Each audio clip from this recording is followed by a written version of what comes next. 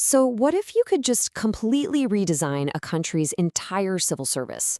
I mean, not just a few tweaks here and there, but a total rebuild from the ground up, with a seriously radical new blueprint. Well, that's exactly what we're digging into today, a bold proposal to transform the very engine of Bangladesh's government. This quote from the source material really sets the stage, doesn't it? What it's saying is that Bangladesh is at this critical crossroads where massive, deep, structural change isn't just some nice idea, it's an absolute necessity. And this emblem right here, this is the face of that change, the Administrative Reform and Good Governance Initiative. It's the official logo, the visual identity for this whole massive plan to create a new generation of public servants. Okay, but before we can even get into the solution, we've got to understand the problem. Why does the system need such a dramatic overhaul in the first place? Let's take a look at the pressures the current administration is facing. You see, the foundation of Bangladesh's civil service is incredibly strong, but it's also really old. It's a legacy system, first inherited from the British and then carried on through the Pakistani period.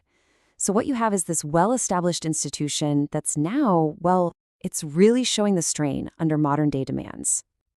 And what do those strains look like in the real world? Well, they show up as some pretty major challenges. The source material points to political interference that just guts independence, corruption that eats away at efficiency, and a real sense of job insecurity for anyone who isn't politically connected.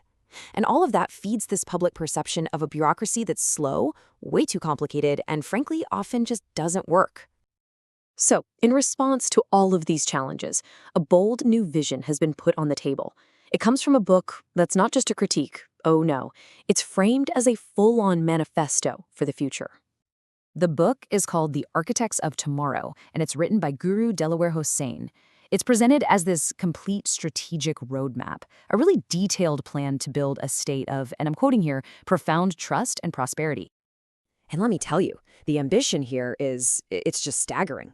The goal isn't just to make things a little bit better. It's to elevate Bangladesh onto the world stage, to make it a beacon of stability and progress, right up there with highly developed nations like Japan, Finland, and Singapore. So how in the world do you pull off something that big? Well, the proposal's strategy is built on a classic idea, the carrot and stick. It's a combination of uncompromisingly strict rules and some incredibly attractive rewards. You've really got two sides to this coin. On one hand, you've got the stick. Think extremely tough recruitment, zero tolerance for incompetence, and a total ban on holding foreign assets. But on the other hand, you have the carrot. World-class salaries, massive performance bonuses, and benefits designed to pull in the absolute best and brightest talent. Let's start with the stick, which is all about raising the bar, way up. Getting hired would be modeled on the military's notoriously tough selection board. Incompetence or corruption? That wouldn't just get you a slap on the wrist, it would get you fired. And the policy on assets is absolute. Any foreign property they find gets confiscated. Even the entire structure would get streamlined into a pyramid, meaning excess staff would be let go. Now, in exchange for meeting those incredibly high standards, the carrot offers a brand new deal. We're talking salaries benchmarked against countries like Singapore, using something called purchasing power parity to make sure you get a truly international standard of living. This comes with strong legal protections, top-tier health insurance, and even educational allowances for your kids. The goal is simple: make public service the single most attractive career for the country's brightest minds. Of course, a plan this ambitious isn't cheap. The proposal calls for a 1.5 times increase in the national budget to pay for all these new salaries and benefits. The authors argue that this makes sense because by eliminating corruption, which drains 2 to 3% of GDP every year, the system will actually save the country billions in the long run. But here's the thing. This isn't just about reforming the administration for its own sake. No, this whole reform is a means to an end, a massive economic goal that could transform the entire country. So right now, on the World Bank's Ease of Doing Business Index, Bangladesh ranks outside the top 100. That's a huge barrier to foreign investment and economic growth. It's a direct reflection of all that red tape and inefficiency we were talking about earlier. So the ultimate target, the key performance indicator for this entire reform, is to catapult Bangladesh from outside the top 100 into the top 15 most business-friendly nations on the entire planet. And here's exactly how they plan to do it. The roadmap has 3 really concrete steps. First, fully automate the one-stop service so you can get licenses and permits in days, not months.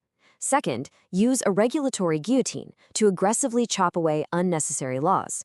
And third, digitize everything, land registration, customs, you name it, to minimize human interference and the opportunity for corruption. And look, this isn't just some vague dream. It's a timed and phased plan. The proposal lays out a clear 5-year roadmap for turning this vision into reality.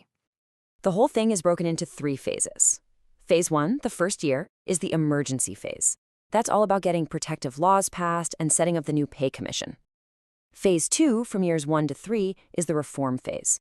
That's when the budget gets increased and the goal is to break into the top 50 for business. And finally, Phase 3 is goal achievement, where the aim is a 100% paperless government and that coveted top 15 ranking, all by year 5. You know, this quote just gets right to the heart of the cultural shift they're trying to create. The entire reform is designed to change the very mindset of the administration, from being a ruler who demands things to becoming a service provider who's there to help citizens and businesses actually succeed. So the ultimate question is a big one. It's a plan of incredible scope, and it demands immense political will and a huge investment.